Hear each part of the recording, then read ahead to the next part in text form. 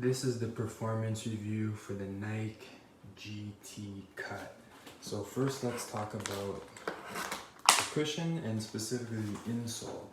So it comes with a React insole that provides a bit of a cushion, and you notice the insole has a raised or partially raised surface here. So that does two things. Number one, it prevents your foot from sliding around as much in this rubber insole, but it also gives you a bit of proprioception. It helps you to feel your foot more in the shoe. Inside of the shoe itself,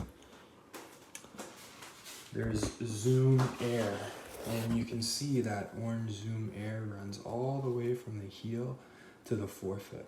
Now that feels super bouncy, plush, feels like it would have great impact protection even if you're heavier. The downside to that is in the front of the shoe, because it's so soft, it affects your stability. So when I'm wearing these shoes and I stand up on my toes and try and balance, it's a little bit more challenging to stay balanced on my toes because it's so soft in the front. Like the opposite of that would be wearing the Curry 8, where you feel super stable when you're on your forefoot. So if you're a shooter, think twice about getting these shoes because they might affect your shot, because you're not shooting from as stable of a platform. Now the GT runs are the complete opposite. They feel very stable underfoot.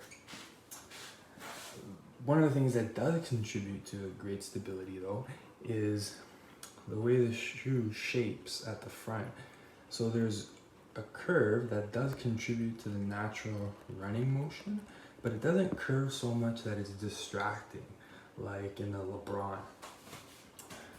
This shoe is also very flexible, but not too flexible so that you're going to run into any problems with torsion.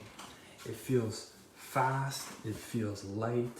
I've got to say, like, this is one of the most comfortable Nike shoes that I've ever worn. It's low profile, so it gives you great ankle mobility. The only concern I have is how soft it feels in the forefoot, and also it was a little bit tight here in the forefoot on one of my feet. So maybe I'd like to go a half size up. Materials.